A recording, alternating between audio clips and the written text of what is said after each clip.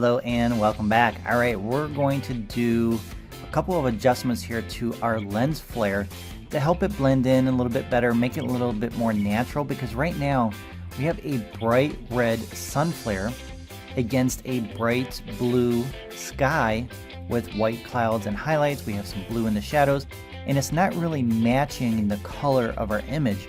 So what we want to do is we want to make sure our sun flare blends in and looks more natural by adjusting the colors to match the colors in our image. If this was later in the day and we had more of a sunset and we had much warmer skies and much warmer shadows, then maybe this red color around the sun flare would look more natural. But since we don't have that in this particular image, we're going to change the color. The first thing I want to do is I want to change the name of this layer. I'm going to double click on layer 1, and then I can rename it to whatever I want. And I like to do this just to stay organized, because when you have dozens and dozens of layers, it gets a little confusing. So it's nice to get in the habit of organizing your layers by name. I'm going to go ahead and just call it Sunflare. And then I want to create a group for this layer, since we're going to do another adjustment layer to it. And I'm going to do that by holding down my Command or Control key and then pressing the letter G, and that puts it in a group. Let's rename this as Sunflare. And now what I want to do is make sure that my Sunflare layer is selected. And what we're going to do is add an adjustment layer with our hue saturation adjustment option. We're going to come down here and select hue saturation, and then we get a new hue saturation adjustment layer just above our Sunflare layer, which is what we want. Now if we start making adjustments to the hue and the saturation and our luminosity or the lightness, it's going to affect the entire image, and that's not what we want. We just want to change the color of the sun flare only. So in order to do that, we have to create a clipping mask. So the keyboard shortcut for that is Alt plus Command or Control plus the letter G. Make sure that layer is selected, or if that layer is selected, just right click on it, and you have to make sure you're clicking in the right spot, otherwise you'll get the wrong menu. So I'm going to come over here to the right of the layer, right click, and then select Create Clipping Mask. Now any adjustments that we make will be applied just to the sun flare and not the entire image. And I know I have a clipping mask because we have this little arrow right here next to this icon. Alright, so now to make the adjustments, we just double click on this icon, we get our sliders back, and then we can make our adjustments. So hue changes colors, saturation will increase or decrease the colors and the saturation of those colors. And then we have luminosity, which will increase or decrease the brightness of our image. So if we adjust our hue, we can see that the color change is only happening on the sun flare, which is what we want. And then we just have to adjust it until we get the sun flare to match the colors in the rest of our image. I think we need more of a bluish tinge, and I think right around there looks pretty good. That matches this particular image's colors a lot better than it did before. We can turn on and off that layer to see the difference, and I think the cooler sun flare is a little bit more natural for this particular image. But another thing that I might want to do is remove the color entirely and see what kind of effect that gives us. So to do that, we're going to adjust our saturation slider to the left, and that will remove color from the lens flare.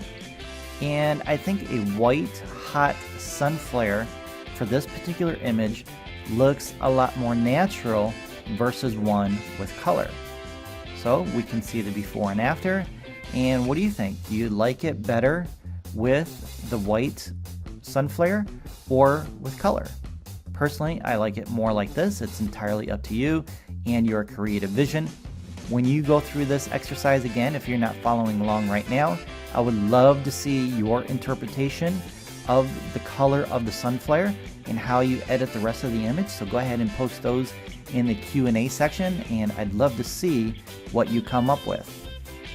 Alright, let me show you a couple other tips. If you want to make your sun flare more intense, what we can do is we can duplicate this specific group layer to stack that sun flare on top of each other, and that will make it more intense. And the keyboard shortcut for that is Command or Control and the letter J. And once you press that, you will get a copy of that particular group. And as you can see, it is now more intense than it was before. We can see the original and the duplicated layer. We can keep adding more and more until we have the look that we want. I think that's way too much.